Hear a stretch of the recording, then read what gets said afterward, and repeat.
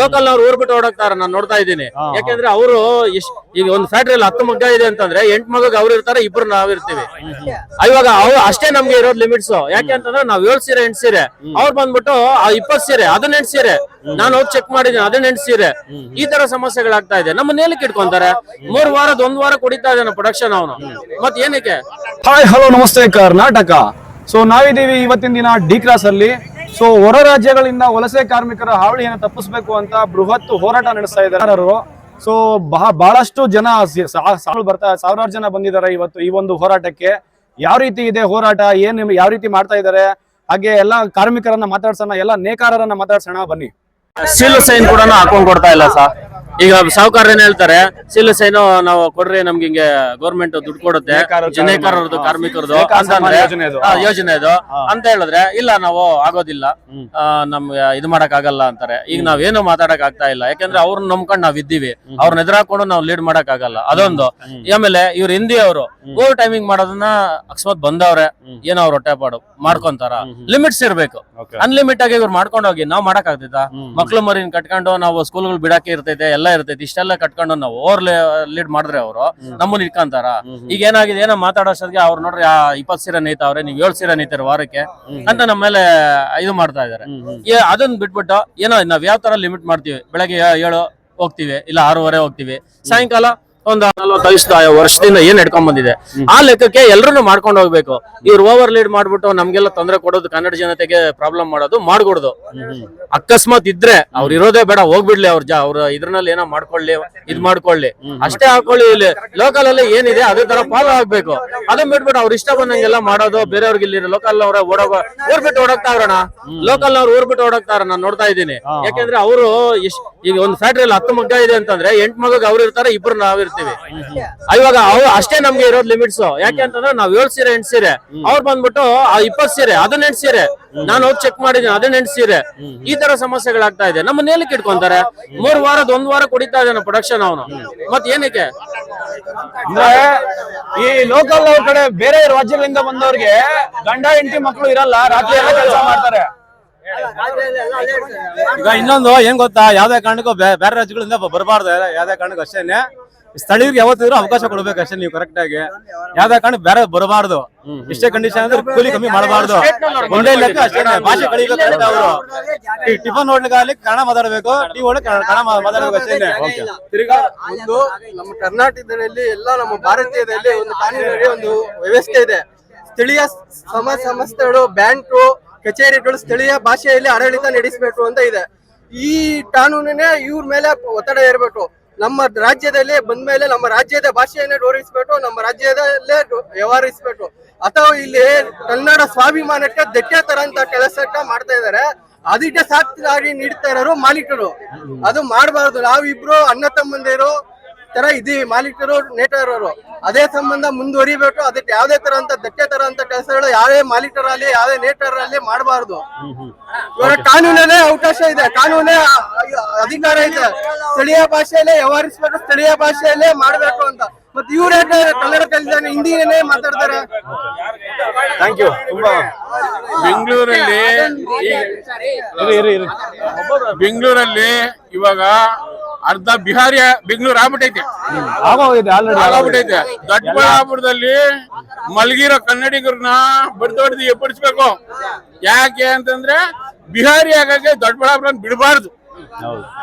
ಅದಕ್ಕೋಸ್ಕರ ನೀವು ಎಲ್ಲ ಎಚ್ಚೆತ್ಕೊಂಡು, ನಾವು ಬಿಹಾರಕ್ಕೆ ಹೋಗಿ ಎಲ್ಲಾ ಹೋದ್ರು ಸಹ ಗುಂಪೆ ನಾವು ಹೋದ್ರು ಸಹ ಬಿಹಾರದಲ್ಲಿ ಒಂದು ಮಧ್ಯಾಹ್ನ ನಾವಿರಕ್ಕಾಗಲ್ಲ, ಸಾಯ್ಸಾಕ್ಬಿಡ್ತಾರೆ. ಇದೊಂದು ನಿಜ.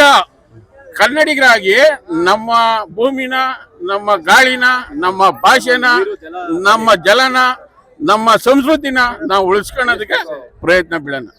Thank you. ನೋಡಿರಲ್ಲ ವೀಕ್ಷಕರೇ, ಸ್ಥಳೀಯವಾಗಿ ನೋಡಿ ಎಲ್ಲಾ ನೇಕಾರರು ತುಂಬಾ ಆಕ್ರೋಶ ಭರಿತವಾಗಿದ್ದಾರೆ. ಸೊ ಹೊರ ರಾಜ್ಯದ ವಲಸೆ ಕಾರ್ಮಿಕರನ್ನ ಇಡಬಾರ್ದು, ನಮ್ಮ ಲೋಕಲ್ ಅಲ್ಲಿ ನಮ್ಮ ಸ್ಥಳೀಯ ನೇಕಾರರಿಗೆ ಅವಕಾಶ ಕೊಡ್ಬೇಕು ಅಂತ ಈ ಒಂದು ದಿನ ಮೀಟಿಂಗ್ ನಡೀತು. ನಮ್ದು 10 ವರ್ಷದಿಂದ ಕೂಲಿ ರೇಜ್ ಆಗಿಲ್ಲ, ಇಳಿಸ್ಕೊಂಡು ಹೋಗ್ತಾವ್ರೆ. ಕೇಳಿದ್ರೆ ಎಲ್ಲಾ ರೇಟ್ಗಳು ಅಂದ್ರೆ ನಮ್ಗೇನಪ್ಪ ಹಿಂಗೈತೆ ಅಂತಾರೆ. ನಾವ್ ಏನ್ ಮಾಡ್ಬೇಕು? 10 ವರ್ಷದಿಂದ ಅದೇ ಕೂಲಿ, ಹಾ ಹಾ ಅದ್ರಲ್ಲೂ ಹಿಂದಕ್ಕೆ ಹೋಗೋರು ಅಂದ್ರೆ ನಾವ್ ಏನ್ ಮಾಡ್ಬೇಕು? ಯಾವ ತರ ಮಕ್ಳು ಮದುವೆ ಮಾಡ್ಬೇಕು, ಯಾವ ಮಕ್ಕಳನ್ನ ಭವಿಷ್ಯ ಓದಿಸ್ಬೇಕು, ಹೆಂಗೆ ನಮ್ ಜೀವನ? ನಿಮ್ಗೆ ಏನ್ ಸಮಸ್ಯೆ ಆಗ್ತಾ ಇದೆ ಇವಾಗ? ಕೂಲಿ ಇರೋದ್ರ ರೈಸ್ ಮಾಡ್ರಿ. ಇರೋದ ಇವಾಗ ಎಲ್ಲಾ ರೇಟ್ಗಳು ಜಾಸ್ತಿ, ಅದ್ರನ್ನ ಇಂಡಕ್ ಕಮ್ಮಿ ಮಾಡ್ರ ಜೀವನ ಹೆಂಗ್ ಮಾಡೋದು? ಕೂಲಿ ಕಡಿಮೆ ಮಾಡ್ತಾ ಇದ್ದಾರೆ, ಕೂಲಿ ಕಮ್ಮಿ ಮಾಡ್ತಾವ್ರೆ. ಓಕೆ. ಹಂಗೆ ಬೇರೆ ರಾಜ್ಯವ್ರು ಬಂದವರು ಕಮ್ಮಿ ಮಾಡ್ತಾರೆ, ನೀವು ಮಾಡ್ರಿ. ನಾವ್ ಜಾಸ್ತಿ ಮಾತಾಡೋದು. ಇವರು ಎಷ್ಟು ವರ್ಷಗಳಿಂದ ಬಂದಿದ್ದಾರೆ ಇಲ್ಲಿಗೆ? ಇವ್ರ ಬಂದು 2-3 ವರ್ಷದಿಂದ ಬಂದವ್ರೆ. ಇವ್ರು 2-3 ವರ್ಷಕ್ಕೆ ಫುಲ್ ಆಕ್ರಮಣ ಲಾಕ್ ಹಾಕ್ಬಿಟ್ಟವ್ರೆ. ಓಕೆ. 2-3 ವರ್ಷಕ್ಕೆ ಲಾಕ್ ಮಾಡವ್ರೆ. ನಾವು 40 ಜನ ಕರ್ಕೊಂಡ್ ಬರ್ತಾರೆ. ಹಾ, ಹಾ. ಇಲ್ಲಿ ಒಬ್ರು ಒಬ್ರು ಹೋಗಿ ಅವ್ರ 50 ಜನ ಕರ್ಕೊಂಡ್ ಬರ್ತಾರೆ. 50 ಜನ ಕರ್ಕೊಂಡ್ ಬರ್ತಾರೆ. ಸಾಹುಕಾರಗಳಿಗೆ ಒಬ್ಬ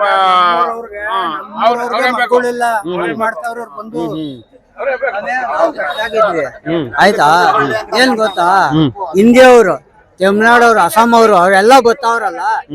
ಇಲ್ಲಿ ಕರ್ನಾಟಕದಲ್ಲಿ, ದೊಡ್ಡಬಳ್ಳಾಪುರದಲ್ಲಿ, ಇಡೀ ಕರ್ನಾಟಕದಲ್ಲಿ ಕನ್ನಡ ಹೋರಾಟಗಾರರು ನಮ್ಗೆ ಕೆಲಸ ಇಲ್ಲ. ಬೇರೆಯಿಂದ ಕರ್ಕೊಂಡ್ಬಂದು ಓನರೇ ಹೇಳ್ತಾರೆ, ಅವ್ನ ಎಷ್ಟು ಜನ ಇದ್ದವನೆ, ನಮ್ದು ಹೆಂಡ್ರು ಮಕ್ಳು ಇರ್ತಾರಪ್ಪ, ನಾವು ಓಡ್ಬೇಕು ಬರ್ಬೇಕು. ಅವ್ರು ಅಲ್ಲೇ ಮಲ್ಕೊಂತಾರೆ, ಅಲ್ಲೇ ಮಲ್ಕೊಂಡು ಎಲ್ಲ ಕೆಲಸ ಮಾಡ್ತಾವ್ರೆ. ಅವ್ನ್ ನೋಡ್ ಅಷ್ಟೇ ನೇಯ್ದವ್ನೆ, ನೀನ್ ಯಾಕೆ ನೇಯ್ದಿಲ್ಲ? ನಮ್ಗೂ ಕಷ್ಟಗಳು ಆಯ್ತಪ್ಪ, ಹೋಗ್ಬೇಕು ಬರ್ಬೇಕು. ಅವ್ರೇನು ಅವ್ರೆಲ್ಲೋ ಬಿಟ್ಟಿರ್ತಾರೆ ಇರಪ್ಪ, ಅವ್ರೆಲ್ಲೋ ಬಿಟ್ಟಿರ್ತಾರೆ ಹೆಂಡ್ರು ಮಕ್ಳನ್ನ. ನಮ್ಗೆ ಬೇಕಾಗಿಲ್ಲ. ಊರಿಂದ ಊರ್ಗ್ ಬಂದಿರ್ತಾರೆ, ರೂಮ್ ಮಾಡಿರ್ತಾರೆ, ಪ್ಯಾಟ್ರಿ ಒಂದ್ ಕೊಟ್ರೆ ಸಾಕು ಅವ್ರಿಗೆ ದುಡಿಯೋದಕ್ಕೆ. ಪ್ಯಾಟ್ರಿ ಒಂದ್ ಕೊಟ್ರೆ ಸಾಕು, ಅಲ್ಲೇ ಮಲ್ಕೊಂಡು ಅಲ್ಲೇ ಅವರ ಮಾಡ್ತಾರೆ.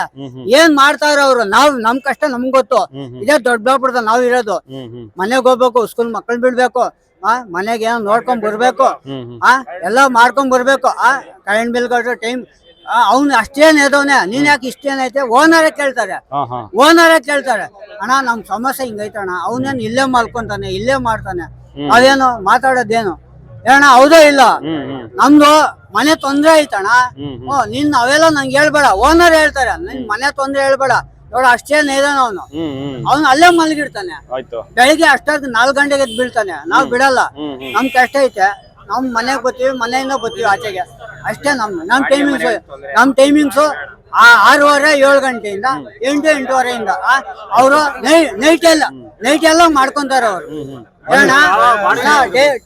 ಕೇಳ್ರಿ. ಬನ್ನಿ ಬಾಡಿಗೆ ಮನೆ 2,000 ಇರೋದಪ್ಪ ಇದ್ಬಿಟ್ಟು ಇವಾಗ ಇದಕ್ಕೆ 6,000 ರೂಪಾಯಿ ಇಲ್ಲಿ ತಂದು ಕಟ್ಟೋದು ಊರೇ ಹೋಗ್ಲಿ ತಪ್ಪಾಯ್ತಾನೆ ಊರೇ ಹೋಗ್ಲಿ. ಈ ನಮ್ಮ ಮಕ್ಕಳೆಲ್ಲ ಬಂದು ರಾತ್ರಿ ಕೆಲಸ ಮಾಡ್ತಾರಲ್ಲ ಹೋಗ್ಲಿ. ನಮ್ಮ ಮಾಮೂಲಿ 6:30 9 ಬಿಟ್ಟು ಆಗಲ್ಲಪ್ಪ. ಒಂದಿನ ನಾವು 2 ದಿನ ಜಾಗ ಇದಕ್ಕೆ ಬೇರೆ ನೋಡ್ಕೊ ಹೋಗ್ಲಿ, ಅದಕ್ಕೆಲ್ಲ ಯಾರು ಹೊಣೆ ಊರೇ ಹೋಗ್ಲಿ. ಇವಾಗ ನಮ್ಗೆ ಮಕ್ಳು ಸ್ಕೂಲ್ ಬಿಡ್ಬೇಕು, ಪ್ರೋಗ್ರಾಮ್ ಇರ್ತಾವೆ, ಅವೆಲ್ಲ ಏನಿರಲ್ಲ, ಊರ್ ಹೋಗಿ ಜವಾಬ್ದಾರಿ ಇರ್ತಾರೆ ಊರೇ ಹೋಗ್ಲಿ. ಅವ್ರ ಹೆಂಗೋ ಮಾಡ್ಕೊಂತಾರೆ. ನಮ್ಗೆ ಇಲ್ಲಿ ನೋಡ್ರೆ ರಾತ್ರಿ ಕೆಲಸ ಮಾಡ್ರಿ, ಇಲ್ಲಾಂದ್ರೆ ಬರ್ಬೇಡ್ರಿ, ಬಿಡ್ರಿ 10 11 ಬಿಡ್ರಿ ಅಂತಾರೆ. ನಾವ್ ಬಿಡಕ್ಕಾದ್ರೆ ಊರೇ ಹೋಗ್ಲಿ. ಬೆಳಿಗ್ಗೆ 6:30 ನೈಟ್ 9 ಬಿಡ್ಬೋದು. ಅಕ್ಕಪಕ್ಕದಲ್ಲಿ ಬಿಡು ಅಂತ ಹೇಳ್ತಾರೆ. ಅಕ್ಕಪಕ್ಕದಲ್ಲಿ ಅವ್ರು ನಿದ್ದೆ ಬರ್ಬೇಕಾ ಬೇಡ? ನಿದ್ದೆ ಬರ್ಬೇಕಾ ಬೇಡ? ಅವ್ರೇನ್ ಹೇಳ್ತಾರೆ, ಅಪ್ಪ 8:30 9 ಗಂಟೆ ಬಿಡ್ರಿ ಅಂತಾರೆ.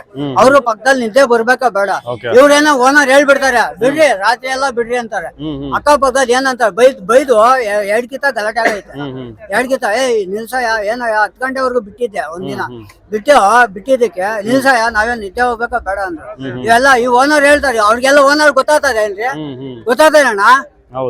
ಹೌದಾ ಇಲ್ಲ? ಕೇಳ್ರಿ, ಪಕ್ಕದಾಗ ನಿದ್ದೆ ಹೋಗ್ಬೇಕು ಬೇಡ ಅವ್ರು. ಸೊ ಒಟ್ಟಾರೆ ಹೇಳೋದಾದ್ರೆ, ಈ ಹೊರ ರಾಜ್ಯಗಳಿಂದ ವಲಸೆ ಬಂದಿರತಕ್ಕಂತ ಕಾರ್ಮಿಕರು ನಮ್ಮ ಲೋಕಲ್ ಅಲ್ಲಿ ಇರ್ತಕ್ಕಂತ ನೇಕಾರರ ಕೆಲಸವನ್ನ ಕಸಿದುಕೊಂಡಿದ್ದಾರೆ ಅನ್ನೋದೇ ಹೇಳ್ತಾ ಇದಾರೆ ಎಲ್ಲರೂ. ಆಕ್ರೋಶದಿಂದ ಓನರ್ಗಳು ಸರಿ ಇಲ್ಲ ಅಂತ ಸಂಬಂಧಕ್ಕೆ ಉಳಿ ಹಿಂಡ ಕೆಲಸ ಮಾಡ್ತಾ ಇದಾರೆ. ಇಲ್ಲಿ ಸೀರೆ ರೇಟ್ ಕಮ್ಮಿ ಅಂತಾರೆ ಮಾಲೀಕರು, ಹೆವಿ ಪ್ರೊಡಕ್ಷನ್ ಬೇಕು ಅಂತಾರೆ. ಮತ್ತೆ ಕಮ್ಮಿ ಅಂದ್ಮೇಲೆ ಹೆವಿ ಪ್ರೊಡಕ್ಷನ್ ಇಸ್ತಾರೆ. ಇಲ್ಲ, ಇವಾಗ ನಾನು ಒಂದು ಉದಾಹರಣೆ ಕೊಡೋಕೆ ಏನ್ ಇಷ್ಟ ಅಂದ್ರೆ, ಒಬ್ಬ ಮಾಲೀಕ ಒಬ್ಬ ಸೀರೆ ಪರ್ಚೇಸ್ ಮಾಡೋದ್ರ ಹತ್ರ ಅವ್ನ್ ಬಂಡವಾಳ ಎಷ್ಟು ಇರುತ್ತೋ ಅಷ್ಟು ಪರ್ಚೇಸ್ ಮಾಡ್ತಾರೆ. ಇವ್ರು ಅತಿ ಹೆಚ್ಚಾಗಿ ನೈಸ್ಬಿಟ್ಟು ತಗೊಂಡಾರ. ಅವ್ನ ಬಂಡವಾಳಗಾರ ಏನ್ ಮಾಡ್ತಾರೆ, ಆ ಬಂಡವಾಳ ಇರೋದ್ರಲ್ಲೇ ಸೀರೆ ಪ್ರಯತ್ನ ಮಾಡ್ತಾ ಇದ್ದಾರೆ.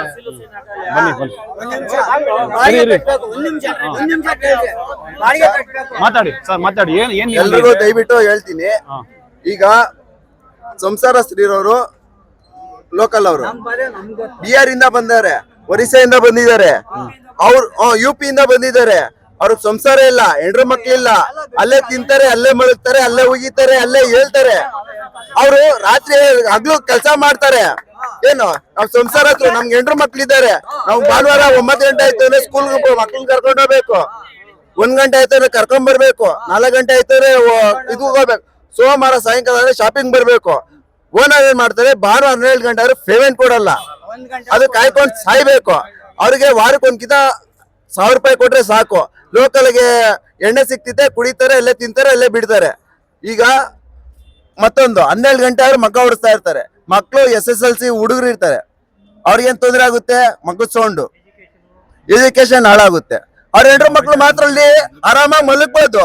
ನಮ್ಮ ಹೆಂಡ್ರು ಮಕ್ಳು ಮಾತ್ರ ಸೌಂಡ್ ಕೇಳ್ಕೊಂಡು ಇಲ್ಲಿ ಓದ್ಕೊಂಡ್ ಕೂತ್ಕೊಬೇಕಾ? ಇದು ಯಾವ ನಯ? ಅದಕ್ಕೆ 7 ರಿಂದ 7ರವರೆಗೂ ಮಗ್ಗ ಬಿಡೋ ನಿಲ್ಸ್ಬಿಡ್ಬೇಕು. ಇದು ರೂಲ್ಸ್ ಮಾಡ್ಬೇಕು.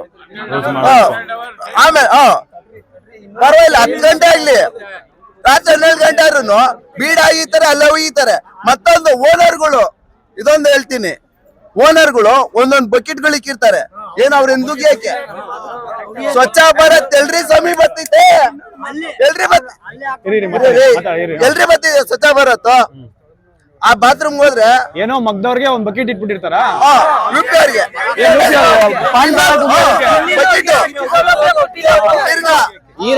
ಹಾಕು ಬೀಡ ಹೋಗ್ಯೋದಕ್ಕೆ. ಇನ್ನೊಂದು ಕೇಳ್ರಿ ಇಲ್ಲಿ, ತಿರ್ಗಿ ಇನ್ನೊಂದು ಮಾತು, ಟೀ ಅಂಗಡಿ ಹೋದ್ರು ಬರೀ ಬಿಹಾರದವ್ರೆ ಕನ್ನಡ ಮಾತಾಡೋದ್ ಬಿಟ್ಟು ಬರೀ ಹಿಂದಿನೇ ಕೇಳೋದು. ಕನ್ನಡದಲ್ಲಿ ಯಾರು ಒಬ್ರು ಮಾತಾಡಲ್ಲ, ನಮ್ಗೆ ಹಿಂದಿನೇ ಬೋಲೋ. ಅವ್ರು ಬರೀ ಕ್ಯಾ ಅಂತಾರೆ. ಕನ್ನಡದಲ್ಲಿ ಒಬ್ರು ಮಾತಾಡ್ಸೋಕ್ ಆಗದೇ ಇಲ್ಲ. ನಮಗೂ ಒಬ್ರಾದ್ರೂ ಕನ್ನಡ ಮಾತಾಡ್ಬೇಕಲ್ಲ. ಹೊರ ರಾಜ್ಯದಿಂದ ಬಂದವ್ರೆ, ಆದ್ರೆ ನಮ್ ಕನ್ನಡನೂ ಇಲ್ಲಿ ಬೆಳೆಸ್ತಾ ಇಲ್ಲ. ಇವ್ರು ಬಂದು ನಮ್ ಜೊತೆ ಹಿಂದಿನೇ ಮಾತಾಡ್ತಾವ್ರೆ, ನಾವು ಹಿಂದಿನೇ ಮಾತಾಡ್ಬೇಕಾಗುತ್ತೆ. ಇದು ಸಮಸ್ಯೆ, ಮೂಲ ಸಮಸ್ಯೆ ನೇಕಾರರು ಮಾಲೀಕರದು.